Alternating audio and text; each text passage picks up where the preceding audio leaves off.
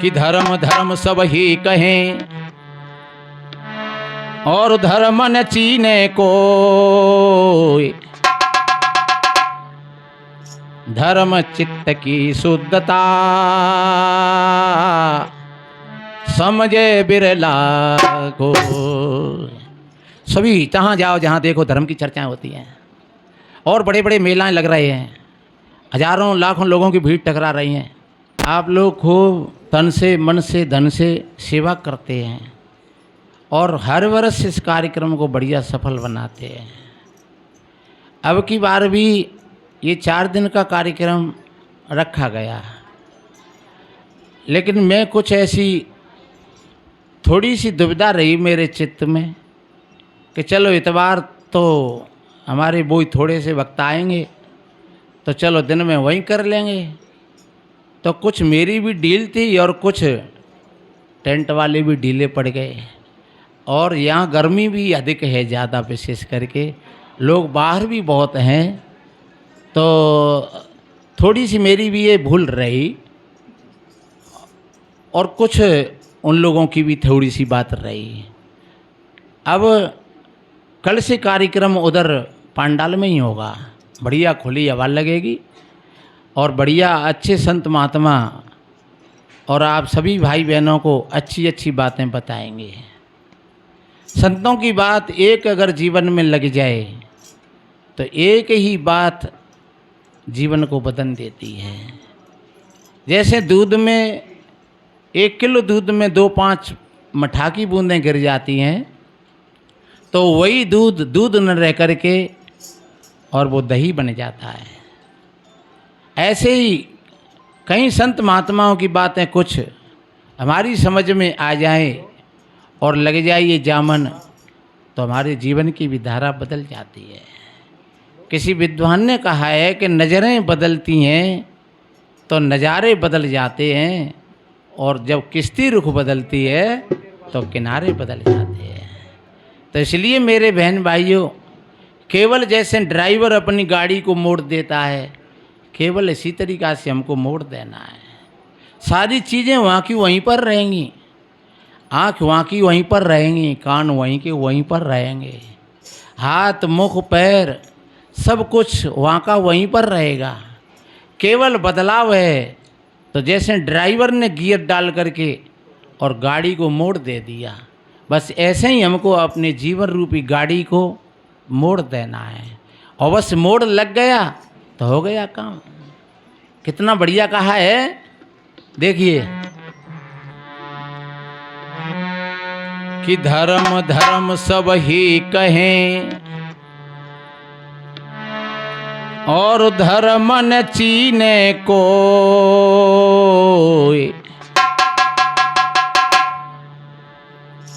धर्म चित्त की शुद्धता समझे बिरला को। सभी जहाँ जाओ जहाँ देखो धर्म की चर्चाएं होती हैं और बड़े बड़े मेलाएं लग रहे हैं, हजारों लाखों लोगों की भीड़ टकरा रही हैं और अपनी अपनी मत पंथ और मजहब और उसको हमने धर्म का नाम दे दिया है। भैया ये हमारा धर्म है, ये हमारा धर्म है। और यहाँ सदगुरु कहते हैं कि धर्म, सब लोग कहते हैं धर्म की बातें हैं और धर्म है क्या कि धर्म चित्त की शुद्धता। धर्म क्या है? धर्म हमारे चित्त की शुद्धता का नाम है। अगर आपका चित्त शुद्ध हो गया तो आप धर्मात्मा बन गए और आपका चित्त अगर मलिन है तो आप कोई तिलक लगा करके या कोई कंठी जनेऊ पहन करके, सफ़ेद लाल पीले कपड़ा पहन करके या कोई किसी भी प्रकार का ऊपर का रंग रोगन लगा करके अपने आप को धर्मात्मा कहना चाहे तो वो बड़ी भूल की बात है। धर्म क्या है? जब हमारा मन ठीक है, चित्त हमारा बढ़िया है। धर्म क्या कहता है? धर्म कहता है कि मानवता के पुजारी बनो। धर्म क्या कहता है? मानवता के पुजारी बनो। और अगर आप मानवता के पुजारी हो तो सच्चे धर्मात्मा हो। अगर आप मानवता के पुजारी नहीं हो तो फिर आपने धर्म को पहचाना ही नहीं है। इसलिए मेरे भाई बहनों, हमें धर्मात्मा बनना है तो अपने चित्त को बढ़िया बनाना है, निर्मल बनाना है। और जब चित्त बढ़िया होता है तो फिर पति और पत्नी में प्रेम होता है। जब चित्त बढ़िया होता है, बेटा बैठ जाओ, एक ही जगह से हो जाती है। हाँ, तो जब पति और पत्नी में जहाँ प्रेम होता है तो समझ लो कि ये इस समय दोनों की धारा धर्म में प्रवाह हो रही है। जब बाप और बेटा दोनों का चित्त ठीक होता है तो वो एक जगह बैठ करके और मशवरा करते हैं। शाम को पिता कहता है बेटा सवेरे ये काम करना है, और बेटा कहता है हाँ पिताजी इसी काम को करेंगे, क्योंकि वहाँ दोनों का समावेश हो गया, दोनों का भाव मिल गया। और धर्म का अर्थ है ये जोड़ना। जहाँ कहते हैं कि एक ने कही और एक ने मानी तब तो धर्म है, और एक ने कही एक ने नहीं मानी तो अधर्म हो गया। पिता ने कहा कि बेटा ऐसा मत करो और लड़का नहीं मानता है तो फिर वो धर्म नहीं है। चाहे भले ही ऐसा लग रहा हो हमारे चित्त में, पर ध्यान रखो जहाँ धर्म जोड़ता है। पहले हमने कभी एक बात बताई कि जैसे एक फूल खिलता है तो वो जोड़ में खिल रहा है। अगर उस फूल को तोड़ दिया जाए तो वो फूल मर जाएगा। इसलिए तो कहीं कहीं कोई कोई संत महात्मा इन फूलों की भी मना करते हैं कि ये फूल तोड़ करके लाते हैं, माला बनाते हैं, पहनाते हैं। वो ठीक है, बढ़िया है, आप लोगों की श्रद्धा है, लेकिन वास्तव में फूल तो जब खिला था उसी समय पूरा समर्पित हो गया अपनी प्रकृति में, अपने परमात्मा के लिए। उसका पूरा का पूरी जो खिलावट थी वो सब उसने सौंप दिया अपने पास। उसने कुछ भी नहीं रखा। उस फूल ने क्या रखा अपने पास? आप लोग आ रहे हैं तो आप सोच रहे होंगे चलो 100 रुपया महाराज जी दे दो तो 100 रुपया हमारे कहा किराए को ही जाएंगे, और 100 रुपया भाई जेब में तो बने रहें कम से कम, हमें कल फिर काम पड़ेगा तो।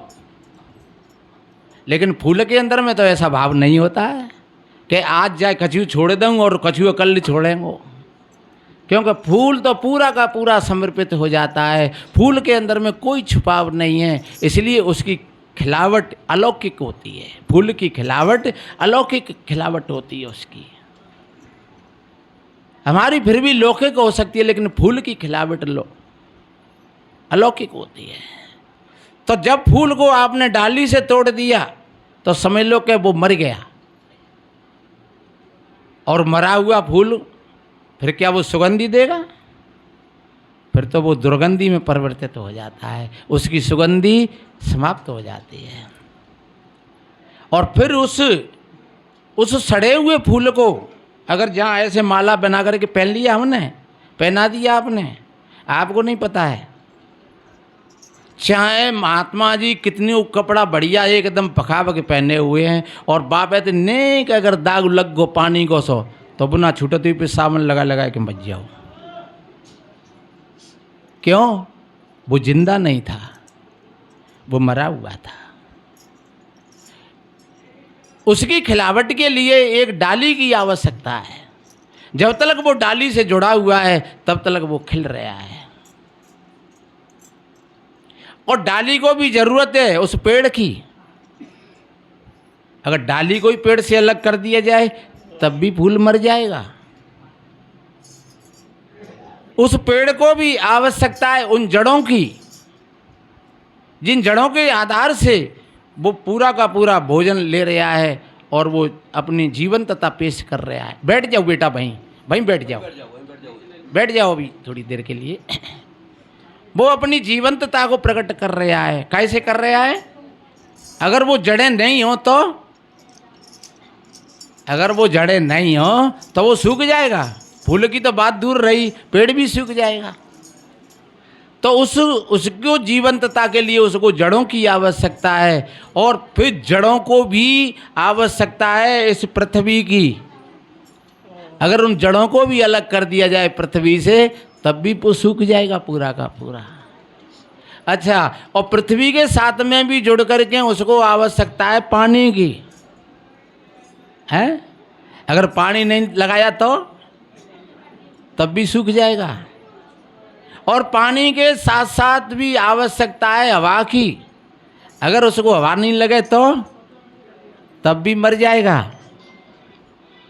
इसलिए एक फूल को सारी चीज़ों की आवश्यकता है, वो पूरी के पूरे इस अस्तित्व से जुड़ा हुआ है, और जब पूरे अस्तित्व से जुड़ा हुआ है तब वो खुशबू दे रहा है। कितना सुंदर लग रहा है। हम भी कहीं न कहीं अपने अस्तित्व को ठीक तरीक़ा से पहचान लें। पहला अस्तित्व है वो हमारा परिवार है, समाज है।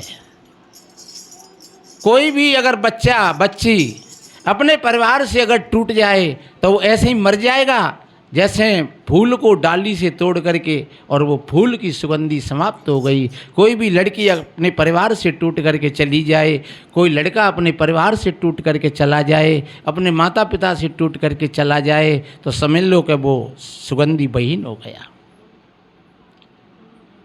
लड़का चला जाए एक बार के लिए तो कोई बात नहीं है, लेकिन अगर लड़की माता पिता से टूट करके चली जाए तो समझ लो कि मामला ही गड़बड़ हो जाए पूरा।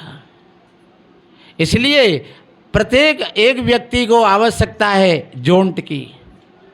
हम अपने परिवार से जुड़े रहें, अपने समाज से जुड़े रहें और पूरे अस्तित्व से जुड़े रहें। और जब तक आप अस्तित्व से जुड़े रहोगे और आप महकते रहोगे उस फूल की भांति। इसी का नाम धर्म है मेरे भाई बहनों, इसी को धर्म कहते हैं। ये जीवन की जो महक है वो धर्म है। और वो महक कब, महक जब प्रकट होती है जब तुम्हारा चित्त बिल्कुल शुद्ध हो, निर्मल हो, पवित्र हो। आपका जब चित्त बढ़िया है, चित्त निर्मल है आपका, तो आपके परिवार में समता की धारा बह रही है। आपके परिवार में समता की धारा बह रही है। और समता है जहाँ, ध्यान रखो, कितने भाई बहन कहते हैं महाराज पैसा नहीं है।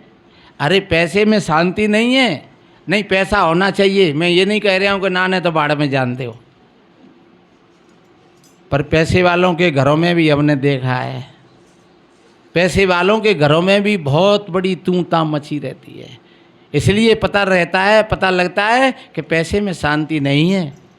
पैसा है जरूर होना चाहिए, क्योंकि वो व्यक्ति कहते हैं, किसी ने पूछा कि वो जीते जी मरा हुआ कौन है, कि जो उद्योगहीन है, जो निठल्ला है, जो कुछ करता नहीं है, समझ लो कि वो मरा हुआ है।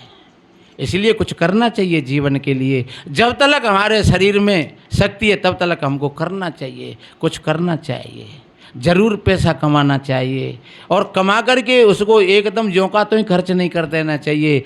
कमाया है तो उसको बड़ी शांति से उसका उपयोग करना चाहिए, उसको आँख मीच करके नहीं फेंक देना चाहिए। कहते हैं कि भैया हमने 100 रुपया अगर कमाए हैं, हमारे घर में कितने लोग हैं तो ये 100 रुपये में कितने हिस्सेदार हो गए। सबका हिस्सा देना चाहिए, पत्नी का हिस्सा देना चाहिए, बच्चों का हिस्सा देना चाहिए और बुजुर्गों का भी हिस्सा होना चाहिए उनमें से। और फिर ऐसा हिस्सा नहीं करे कि फिर संजा को बिल्कुल फकत फक सभी के सब चले जाएं। हिस्सा करके और फिर कछू रह जाए अपने पास हमें, क्योंकि कल बाई चांस अरे बुखार आएगा रात में, डॉक्टर के पास जाओगे तो वहाँ तुम्हें पैसा देना पड़ेगा नहीं देना पड़ेगा। इसलिए सबका हिस्सा बांट करते हुए फिर भी अपनी जेब को थोड़ा गर्म बना करके रखो। और बेईमानी से नहीं, अगर बेईमानी से आपने किया तो समझ लो कि आप धर्म से अलग हो गए, टूट गए आप। ईमानदारी से, और आप ईमानदारी से और आप धर्म से अगर जुड़ करके चल रहे हो तो निश्चित रूप से आपकी पराजय नहीं होगी। दुख और सुख तो ऐसे समझो एक जीवन की परछाई, धूप और छाया। जैसे अभी धूप है, फिर थोड़ी छाया आ गई और फिर धूप आ गई। इसलिए मेरे भाई बहनों, ठीक तरीक़ा से हम धर्म के अस्तित्व को समझ लें। अपने चित्त को जितना हम बढ़िया बना करके रखेंगे उतने ही हम धर्मात्मा कहलाएंगे। जितना चित्त बढ़िया होगा उतने ही तुम ईमानदार होगे, इतने ही तुम दयावान होगे, इतनी क्षमा करने की शक्ति होगी तुम्हारे अंदर। अगर आपके चित्त में धुंधलापन है, और एक बात बताएं, जहाँ एक जागरूकता का विषय है, अपने चित्त को, अपने मन को ऐसे ही जानो जैसे एक चंद्रमा। शास्त्रों में तो कहा है कि मन का देवता चंद्रमा है, पर एक बात बताएं, जैसे मन का देवता चंद्रमा है ऐसे ही चेतना का देवता सूर्य है। तो तुम्हारे अंदर में वो चेतना है नहीं। जब चेतना के प्रकाश में जब सूर्य निकलता है तो चंद्रमा का प्रकाश लुप्त हो जाता है। ऐसे ही चंद्रमा का प्रकाश कब प्रकट होता है? जब सूर्य कहीं ओट में आ जाता है, जब कहीं चेतना कहीं किसी ओट में हो जाती है, तब ऐसा महसूस होता है कि अब मामला गड़बड़ हो गया, अब अंधेरा है। तब मन का प्रभाव ज़्यादा होता है। इसलिए अपने मन को, अपने चित्त को बढ़िया बनाने के लिए यही भजन है, यही उपवास है, यही तपस्या है और यही तीर्थ का स्नान है। शिष्य ने पूछा गुरु से, किम तीर्थम, हे गुरु महाराज तीर्थ कौन सा श्रेष्ठ है? तो उन्होंने कहा, निज मनो विशुद्धम। जहाँ मन निर्मल हो जाए, पवित्र हो जाए, आपके मन में कोई खींचातानी नहीं है, आपको मन चाह रहा हो चलो ने बीड़ी पिया में, तो समझ लो आपका मन डिगमिगाएगा। आपका मन चाह रहा हो ने गुटखा खाए लें भैया, आज महात्मा खवन्ना कब बंद होंगे, तो समझ लो आपको मन डगमगाएगा और आप ले ही जाओ और डुबा देगा धार में।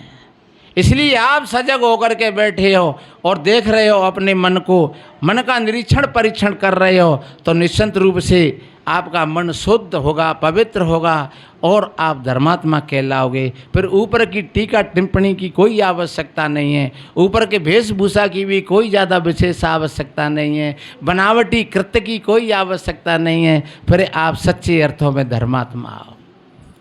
आप जहाँ बैठोगे वहीं मंदिर तैयार हो जाएगा, आप जहाँ बैठोगे वहीं पूजा शुरू हो जाएगी, आप जहाँ बैठ कर के चर्चा करोगे वहीं सत्संग शुरू हो जाएगा, क्योंकि आपका मन शुद्ध हो गया, निर्मल हो गया, पवित्र हो गया।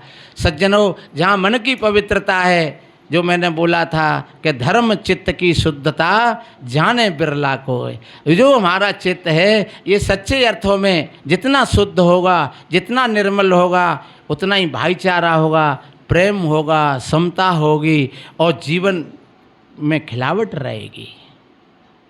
तो अपने चित्त को बढ़िया बनाएं। एक भजन है हमारा, देखिए, वैसे सुना होगा आपने,